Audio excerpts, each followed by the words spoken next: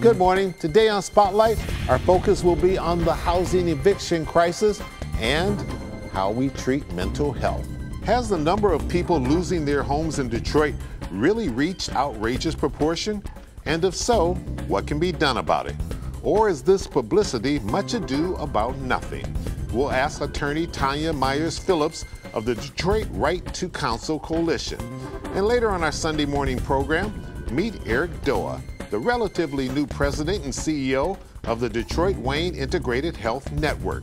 Why does he claim Michigan's entire mental health system may be in jeopardy because of a, quote, money grab, end of quote, in the Lansing State Legislature? He'll be our guest. It's Sunday, November the 28th. I'm Chuck Stokes, and this is Spotlight.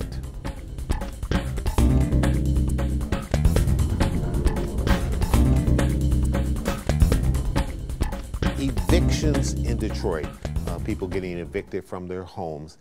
Is the problem getting better or worse? Because it got a decent amount of attention during the pandemic. Yes, thank you for asking the question. We certainly need to be aware of how this very important issue is trending. It's better in terms of better than where we were before the pandemic when we were averaging over 30,000 evictions every year. So it's better in that sense with emergency relief and increased attention to this effort. But I am troubled, and a lot of advocates are being troubled because we're seeing the number of evictions start to rise and tick up again after the expiration of the moratorium. So we're at a very fragile stage right now in Detroit and Michigan and all over the country where these cases are starting to rise again, and we need to have systemic solutions to make sure we don't return to the crisis stage before the pandemic and in the early parts of the pandemic stages. And that's what I want to get clarification on. Let's forget about the pandemic for just a second. Before the pandemic, it was at a crisis stage, correct? Or absolutely. Absolutely. Right. Then got a little better during the pandemic when different type of laws came in, both state and federal laws, sympathetic to what everyone was going through during the pandemic. And that made people hold up on evicting people. But now a lot of that has gone by the wayside and we're starting to see it spike again, correct? Correct. Yes. And we need to be concerned about this. Okay. Absolutely. All right. What can be done? Tell us a little bit about your organization and the success that you've had thus far, as well as some of the challenges. Wonderful. Well, I am representing an organization called the Detroit Right to Counsel Coalition, and we are a group of 18 organizations in the city of Detroit and statewide organizations. Some of our member organizations include Michigan Legal Services, Sugar Law Center, the United Community Housing Coalition, and we have statewide organizations like the Michigan ACLU and Michigan United, and we're all coming together to bring a comprehensive approach to the eviction crisis in the city of Detroit. Some of our successes include being able to double down on outreach to persons at risk of eviction. So right now, there are not a lot of legal protections in the same sense as the moratorium that existed before, but what we are doing is conducting outreach to individuals who have court cases, letting them know that legal representation and assistance is available, rental assistance is available, and even when individuals are at the last stage of the court proceedings, when a writ is issued. And what a writ means in plain English, that means the bailiff is coming if there's not any further intervention. We're hitting the streets, we're on the phones, and we're reaching out to individuals to let them know that help is available. Do most people, when they're in that position, do they have any type of legal representation? Because if they're already in a difficult situation, not having the money to be able to pay their rent or their mortgage, then chances are, I would imagine, they sure don't have some money sitting around the side to be able to pay an attorney. You're absolutely right in that, Chuck. And before the pandemic, only about 4% of tenants were able to secure legal representation. Only about 4%, that's it. Everyone else was forced to go in front of the judge and make a legal case for themselves, which is a tremendous challenge and very difficult for an individual to do who doesn't know the law. Now we've been able to get those numbers up a little bit, but we are far away from being able to provide legal representation to everyone who needs it. Because one thing we know, and looking at results from other cities that have implemented right to counsel initiatives and invested in providing legal services so individuals can know their rights, we've seen eviction rates dramatically fall. So we need to look at doing similar initiatives here in the city of Detroit. Be more proactive. All right, I imagine that there's a sector of our society that will say, well, if you don't pay your rent and you don't pay your mortgage, whatever the reason is, then you probably should get evicted, and that might be landlords, etc. But the question becomes, what does that do to the larger society and the larger community? We'll tackle that right after this.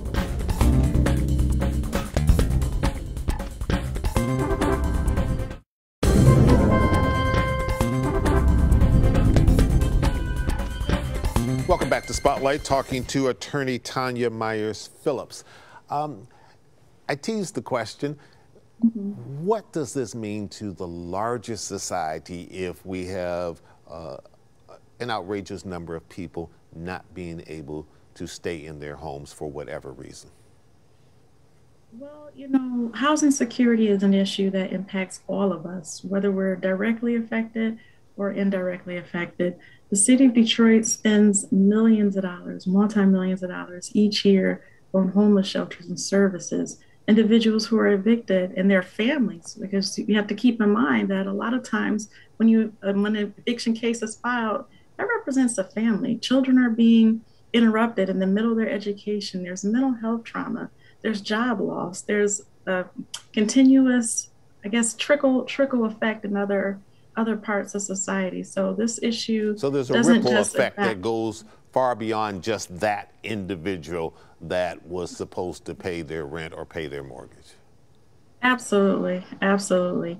And the eviction process itself is rather complicated. There are many reasons and legal causes why someone can be evicted, and also there are many defenses to eviction. So non-payment of rent is one type of eviction case, but there are several types of eviction cases. If an individual is struggling with being able to pay the rent, there is rental assistance available through the SARA program. And in the city of Detroit and Hamtramck and Highland Park, all one has to do is go to DetroitEvictionHelp.com, or you can call 866-313-2520 to be connected to rental assistance and legal representation. However, there are other instances where an eviction can be in retaliation.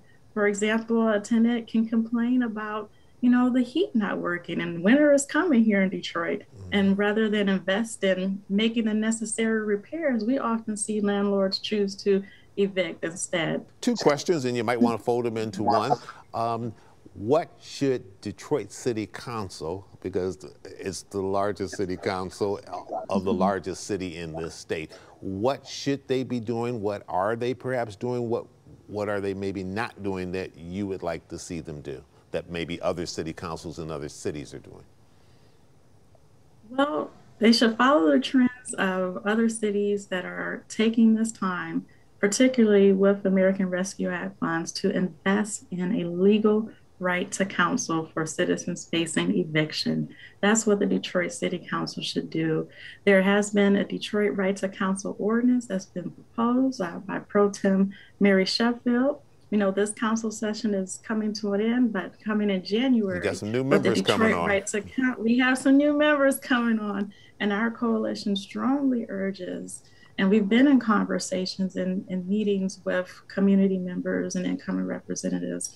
But the solution, there is a roadmap. There's a roadmap that's been followed by at least 10 other cities, many more in the process, and the Department of Justice, the Secretary of HUD, and the federal Biden administration has laid out the roadmap and said, look, we need to provide emergency funds, but we need to be smart. We need to be proactive. We need to look at the way our legal system responds to individuals who are in need. Our legislators can adopt this proactive investment in our communities and support right to counsel initiatives in Detroit and all over the state of Michigan, and continue the emergency rental assistance for individuals. Attorney Tanya Myers Phillips, thanks so much. Detroiter, educated, and then went on to University of Michigan Law School. We appreciate you sharing all this good information with us, and we'll stay in touch with you on this very important topic.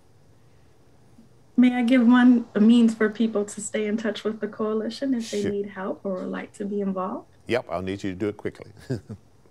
Sure. Well, you can follow the activities of the Detroit Right to Counsel Coalition on Facebook.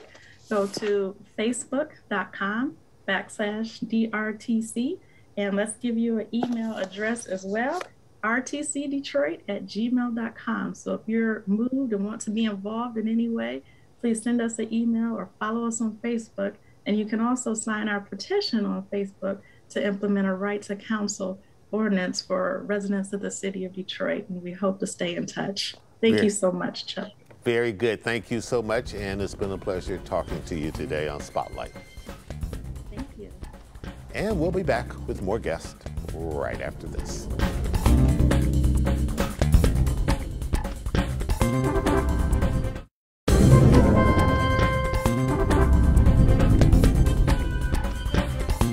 Eric Doa of the Detroit Wayne Integrated Health Network. Thanks for joining us today on Spotlight. You've been in that position since around February, so a little while, but not a whole lot of time. What's the biggest thing that you've learned when everything is now stopping at your desk? Well, Chuck, thank you for having me. And I think the biggest thing that I've learned is the fact that everything does stop at my desk, you know. But no, seriously though, I think the biggest thing that I've learned has to be the fact that the folks who we provide services for are extremely vulnerable people. And I think when it comes to our network of providers and the folks who are part of our staff here, they do an amazing job to make sure that those services continue for some of our most vulnerable folks. And coming into this space here, there's a true recognition that there are some heroes that are out here that don't exactly wear capes and are not your police officers and firefighters, but they are folks who have put the lives of their families on hold to make sure that they put the lives of others who need this help so desperately and have put them first. And that's a big deal. Do you think this pandemic that we've been trying to navigate through for almost 2 years now, as well as the social unrest movement, you know, how police are treating citizens and vice versa, has maybe sensitized all of us a little bit more to some of the challenges that we are facing on mental health and the behavioral health area? You know, when you look at, you know, folks who are some of our business leaders who've also been very vocal about mental health challenges. You look across the board in terms of our law enforcement partners coming in contact with the people we serve. You know, we develop a partnership with the Detroit Police Department, the city of Detroit. We expanded that into some of our surrounding communities, Canton, Livonia. We can embed our clinicians within their 911 dispatch centers. So now you have clinicians who are actually answering those calls that are coming through. You have clinicians now who are riding along with police officers who are responding to those, you know, behavioral health challenges calls. You have clinicians now who take that step of actually calling those folks who were calling the 911 centers so often to be more proactive in our approaches. They're talking to each other and listening to each other, whereas before maybe they weren't.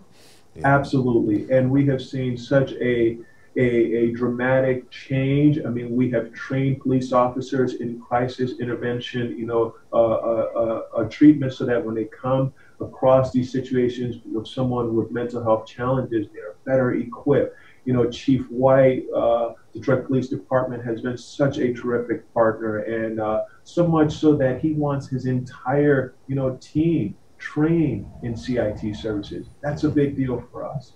Right.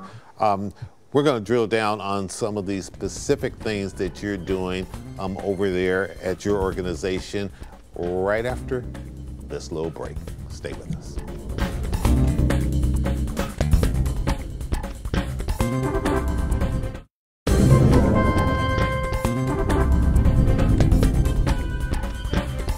The entire mental health system is under examination, under a microscope there in Lansing, in the House and the Senate. What words of wisdom can you give them? Because we're hearing some people say they're in the midst of derailing the system, and others will say we're fixing the system. Which one is it? You know, I will be remiss to sit here, Chuck, and say to you that the system is perfect. And I would also say to you, show me a system that's perfect, and I will certainly point out some of its imperfections. But it doesn't mean that I take a sledgehammer to something that I may need a scalpel to actually examine. What's going on in Lansing is, I wouldn't call it an assault on the system. What I would call it is, there's a bit of a money grab that's going on as well. I mean, let's face it, the system, you're talking about some $3 billion here. And obviously you have, certain folks who want to give this thing right within the hands of the health plan. I've had an opportunity to sit down with both Senator Shirkey as well as Representative Mary Whitefer on the House side. I think there are some good intentions that they have, but I also think that there needs to be a sit down amongst the parties if the true intent here is to deliver services to people who need those services. Is this a push? I'm sorry. Is this a push more towards privatizing the system as opposed to keeping it up under a government system? And is that good or bad? One of your predecessor, Tom Watkins, who's been in that chair that you've been in and who writes pretty passionately about this, is basically taking the position that they're destroying the system because of what you said, because of all the money at stake, and a lot of people are grabbing for the money and pushing it into a privatization system that's not going to make things better in terms of mental health treatment. Chuck, it's not going to make things better. There's a reason why we call this community mental health, because we recognize that keeping folks within the community matters. We talk about some of those social determinant factors. Look, Chuck, you and I both have health plans. And I bet you that your doctor never once had to worry about whether you had transportation to meet your appointment, or whether you had something to eat, or whether or not you have a roof above your head. Those are things that we worry about within this system here. This is not a system that you can privatize, okay? Because unlike, the health plans, we don't have utilization levels where we are working to decrease services for people. We are constantly working to make sure that folks get, the most adequate, abundant services that they can, because we want people to get to a place where they're stable. We don't have shareholders who we have to worry about. We don't have coffers that we have to stock up with money. Any money that comes into the system, it is reinvested in people. What is it you want the general public to do? Are they watching this process close enough? And should they be calling their legislators, whether they're for or against what's going on, they need to be paying closer attention? Oh, Chuck, definitely. They must pay closer attention, because mental health affects all of us. I mean, think about it, Chuck. Right here within Wayne County, we do not have a crisis center, and well over 75% of folks who need mental health services go without those services. So that's why at Detroit Wayne, we are building a crisis center in Wayne County. Neighborhood mobile outreach, which you mentioned earlier, how many trucks do you have now? How many more do you need? Extraordinary, working with Wayne Health and Ford X. We have about 5 trucks right now that we are working with Wayne Health with, and we need additional trucks because we are meeting people where they are for assessment, preventative care, substance use disorder services. We are coming within the neighborhood, and it matters. You have a Reach Us Detroit program. It caters to African American men who oftentimes don't get treatment for mental health because of the stigma involved with it, but under this program they can get help and they don't need insurance to be able to do that. Is the program working, and how much more do you need to be able to get it to greater numbers of people? It's working, Chuck, but I don't want to be that best kept secret. I want to be an accessible organization that folks know where we are. We are right here, and I also want folks to know that the suicide rate amongst African Americans has increased over 200%. So Reach Us Detroit is a resource, that our community can take advantage of to make sure that we connect young people to services. And what's the one thing that we as a state or as a society need to do to make the field of mental health treatment much more attractive for people to say, I want to get into that profession? See this as an opportunity that you can improve the quality of life for people. I mean, think about mental health, sort of like that urgent care center that exists in all of our communities. Can you imagine if we had an urgent behavioral health center in our community? That erases all stigma, because now there is a true recognition that people need these services, and there is nothing wrong with it. There is nothing wrong with recognizing, Chuck, that sometimes we come upon some challenging, difficult times where we need that extra help. It could be the loss of a loved one. It could be, the loss of a parent. It could be a situation that you face with that is so overwhelming that it just catches you there and you just need that assistance. There's nothing wrong with that. And we have, folks every day who are in positions where they are functioning admirably and doing an amazing job, but they have these challenges and they deal with these challenges every day. It's no different from having a physical ailment, and we've come to recognize that when you have a broken arm, you go to the doctor. You got to get it treated. Absolutely. Yeah. Eric Doa, thank you so much for joining us today on Spotlight. Wish we had more time. Unfortunately, that's always my worst enemy. We'll get you back. Thank you so much, Chuck, for having me. I appreciate it. All right, our pleasure. And I'm Chuck Stokes. We'll be back next week with more newsmakers in the Spotlight. We hope you have a great week.